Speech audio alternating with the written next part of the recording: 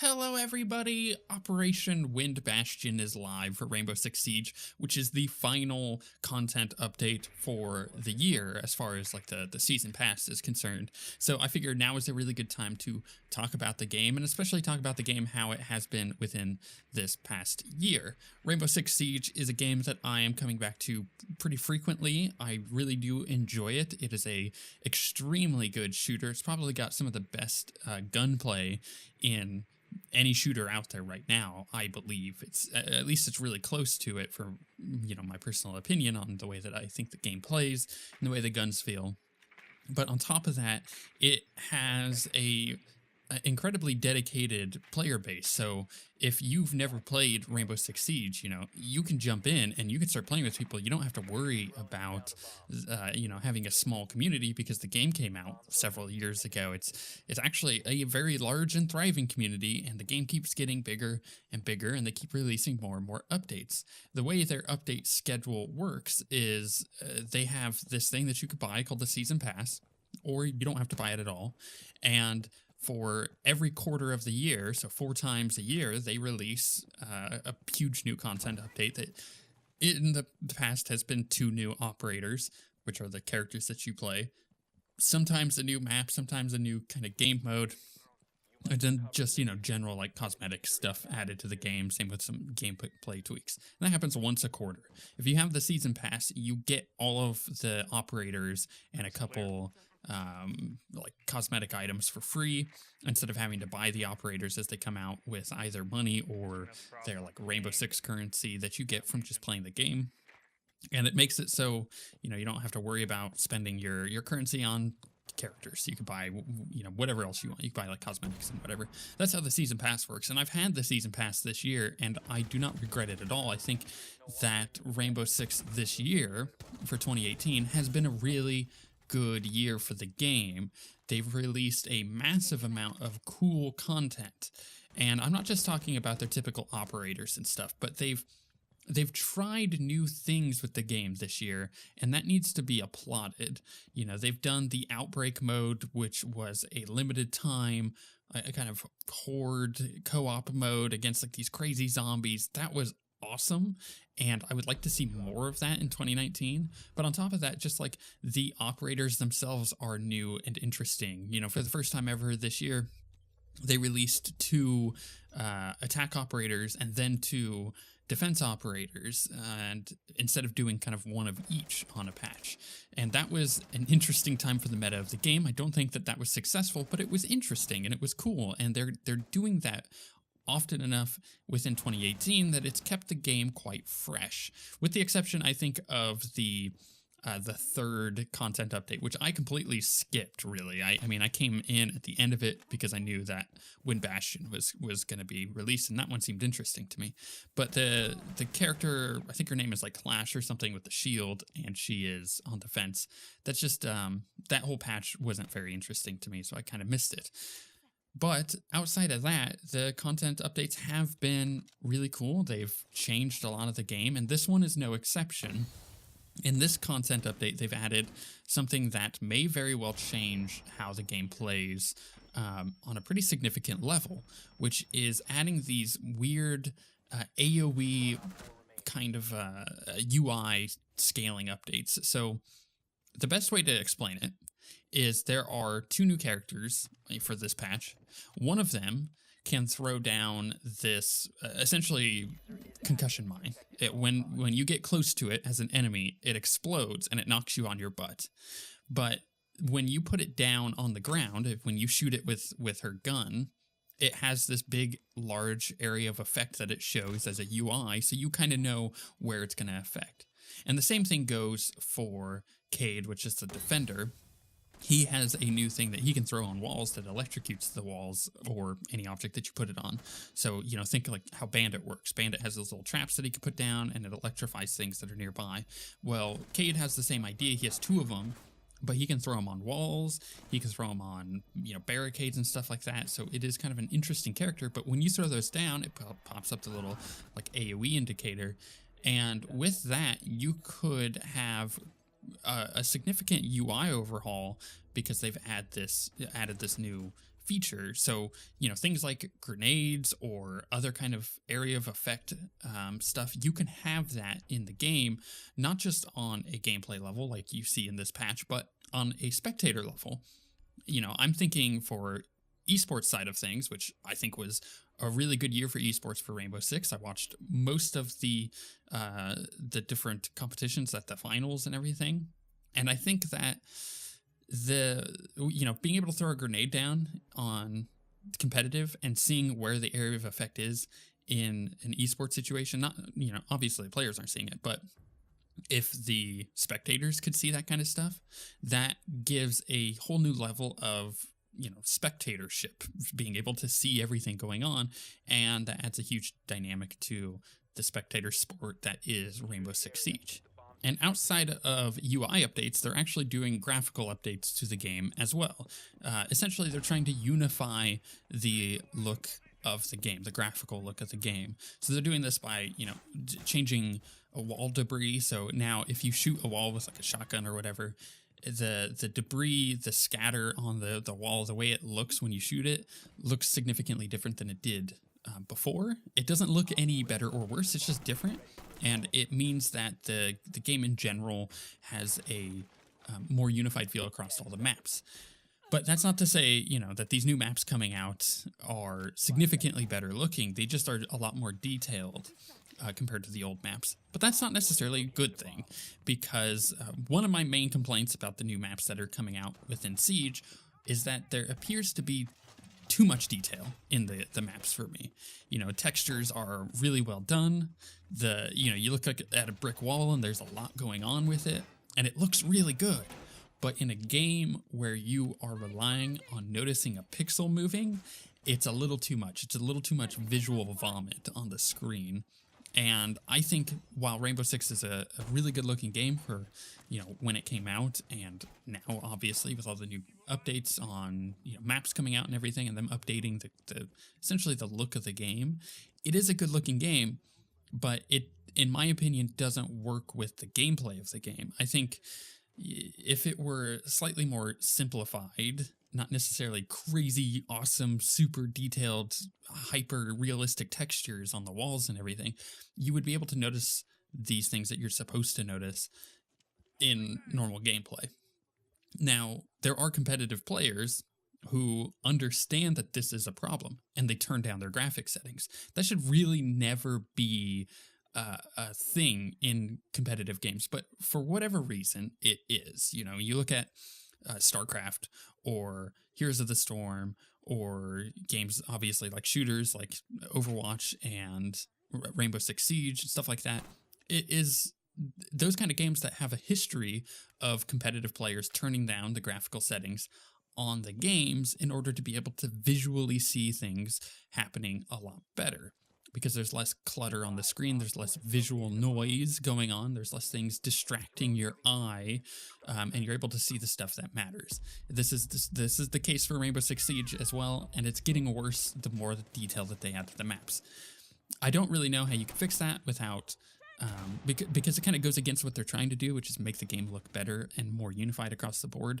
But at the same time, I feel like it is antithetical to how the game currently plays.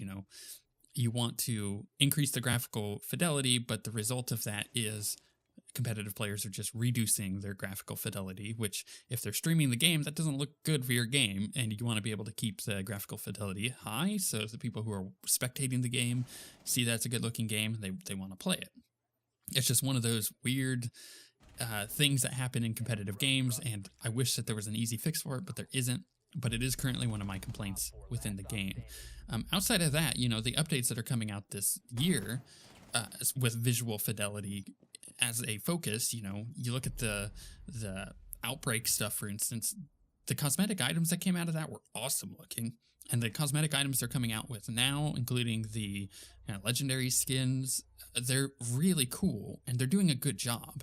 It's just one of those things, like, some of these maps are a little too detailed, and I'm having a hard time being able to see everything. And recently, I just upgraded to a 32-inch monitor from a 24-inch monitor. I have so much more on my screen now, and I feel like it's a curved monitor, so I actually feel like I'm kind of in the world, and I feel like I'm able to see a lot more, and even then, I'm having a hard time spotting things on these new maps. The old maps I don't really have an issue with, the new maps I do.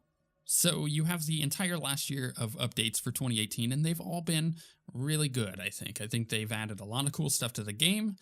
2018 was a good year for Rainbow Six Siege, and in my opinion, 2019 may very well be a lot better, which is really nice. You know, you've got a game that is consistently improving, consistently getting better, and is a game that you're going to get a lot of gameplay out of, even though it's an older game, and you're gonna be in there with a huge community and everything. It's been a really good time for Rainbow Six Siege 2018, and I think it's only gonna get better.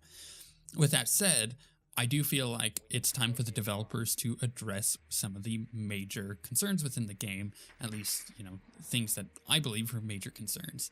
First and foremost, they have done a good job of basically reducing the amount of trolling and the amount of random racial slurs and stuff being said in the game. Before, in text chat within the game, you would have people saying like all sorts of really weird and nasty stuff to each other, or just randomly spouting racist remarks, and it's like, I don't know who is doing that. This seems like a really weird thing to me to be doing. Maybe I'm just not that kind of person, and I don't find that kind of humor funny if they're trying to be funny about it. So it's it's not interesting to me, and I'm really glad that they've added this new detection system, which is, you know, say you say a racist remark in chat, you do that enough times, it's going to auto-detect you, it's going to auto-ban you, which is rather cool. In fact, there was an article recently, which is Rainbow Six has absolutely lifetime banned certain people for homophobic remarks too. And it's like, okay, cool. That is moving in a right direction. That the community before 2018 was a little harsh. It was a little toxic at times, and there were people who were trying to be funny in not funny ways, in my opinion, by doing like racist remarks, like I said, or stuff like that, just randomly in the text chat. And this year they've added things to help prevent that. You know, they've added this new detection system. They've added the ability to text mute people instead of just voice mute people, so you don't have to see their texts anymore, which is awesome. There's a lot of good things they've done on that front, but there is still a lot more to be done. The game still has a rampant issue with team killers, people who like to troll their team. You know, they get in and they'll kill somebody immediately on their team, and then they'll just run around and play and whatever. And then the next round, they'll either kill you, or them and their buddies will down you and then res you and then down you again, or kill you. And it's like, being able to do that to your teammates on purpose because you just want to ruin their fun, and it's funny to you and your friends, like that's not okay. And I think if they want to continue this trend of making the community better, they're going to need to address that in particular, because I think that is a really bad feature in the game at the moment, is their auto detect on team killing and who is doing it purposefully and who isn't. There's a lot of work to be done on that front for them, because they've tried to update this and make it quite a bit better, but it hasn't really worked. People know how to circumvent the rules that are in place for the team killing auto bans and stuff like that, and it's not any better. And the only way to actually like report somebody for that is to go to the website and report them, and that's not okay either. You know, there's got to be a better system in place, and I hope in 2019 they work to fix some of that. And that's not even mentioning that the game still has a rampant hacker issue. Yes, it is better in 2018. They have done a better job creating their auto-detect system to ban people automatically who are cheating. In fact, you now are constantly seeing things pop up in the corner of your screen being like, so-and-so has been banned by BattleEye, and it's like, okay, cool. I like that. I like seeing that people are being banned for this stuff. But the cheating is still rampant. On average, I would see a couple of hackers a week playing. And it's not like things where you might think, oh, you got shot in a ridiculous way, you therefore think he's a hacker. No, it's one of those things where people start the match, turn to you, look through, like just aim at 2 or 3 walls and shoot randomly, or it appears to be random, like look straight at your head, shoot at you, and one-shot you right at, like, as soon as you spawn. Or people teleport behind you and then knife you. And I'm not talking like they run behind you, like they literally teleport behind everybody and just kill you right at the beginning of the match. This kind of stuff is not okay, and it is continually happening, and it's really annoying to deal with. 2018 again has gotten better with this, with their updates, but a lot more work needs to be done, in my opinion, and that is rather frustrating as a player of the game to have to deal with this stuff, because it makes me not want to play. It's like, it's kind of the same idea with people being rude to each other. It's like you're ruining someone's fun. You people all just need to relax and be decent human beings to each other. And the hacking thing is just really annoying to have to deal with, in my opinion. And I think there are many other issues with the game that also need to be addressed, such as I think matchmaking still needs to be refined a little bit better. Obviously the auto detect on hackers needs to be refined quite a bit better. I think the punishment for certain things within the game needs to be a bit better, like just randomly leaving and stuff like that. There's a lot more work to be done within the game, and they'll get there. And I'm looking forward to 2019 to see if they do try to focus down on that stuff or not. But the game as it is right now, after having launched and after having several years of updates, it is in a really good spot. You know, my complaints aside, this game is in a really good spot right now. And that is probably one of the best achievements for this game, is the fact that they've gone through, they've updated constantly, and they've grown their player base significantly. You know, if you want to jump into Siege, you're getting into a very good shooter that is highly competitive, that has a massive player base at the moment, and is only getting bigger with the season pass updates and everything. That doesn't mean that you even need to go buy the season pass. You could just buy the base game and then go from there and enjoy yourself. You know, you don't need all of this extra stuff in the game. So if you never played, now is the perfect time to jump in before the next season starts, and you're able to kind of get a hang of the game before massive updates start coming back out. And maybe they'll add more co-op stuff next year. I think the Outbreak mode was a really cool and successful test on their part to see if they can even do something like that. And I think it worked out really well for them. So we'll probably see more single player or co-op stuff in 2019. I pretty much can guarantee that. But it's one of those, what is it going to be, and what way are we going to see that kind of stuff? So if you're interested in that, maybe more things like that will come out. If you're interested in the competitive nature of the game, that's just going to get even more competitive in this next year. And the esports side of things is growing, so there's a lot going on that's really cool with Siege. Now is the perfect time to jump in. With that said, I need to warn you, if you're going to buy Rainbow Six Siege, do not buy the starter edition. Do not buy the cheapest edition of the game. You're going to regret every moment of your life if you do that. It is so bad compared to just the standard version of the game. Just get the standard one. You won't have crazy penalties, because once you get the starter edition, if that's what you want to play, you can't upgrade from there. You have to get, you know, a whole new version of the game. So just buy the starter edition or the standard edition to begin with. Do not buy the starter edition. That's probably my best advice that I can give you as someone who is, you know, probably interested in purchasing Rainbow Six Siege. Also, on top of that, make sure you try to play with friends, because playing with friends makes this game significantly better. I am most certainly looking forward to 2019 for Rainbow Six Siege. I'm looking forward to seeing what the next season stuff is, what they plan on adding, and all of that combined with, you know, the updates that they have so far and how that's all going to work together. I think Siege is an excellent shooter. It is one of my favorite shooters at the moment. I've got a lot of stuff coming out next year that I'm looking forward to as far as shooters. You know, they're not competitive shooters. I'm looking at Anthem. I'm looking at the Division 2. But at the end of the day, Rainbow Six is probably going to be one of those games that I constantly come back to in light of those games, because it is something that feeds a very specific kind of gameplay for me. And that's a kind of gameplay that I really enjoy jumping into and having my fun with. With that being said, if you have any thoughts on Rainbow Six Siege, you know, are you playing it? What are your thoughts on 2018? What do you think is going to come in 2019? Are we going to get another Outbreak mode? You know, what's going to happen? Let me know in the comments below, but we shall see you guys next time.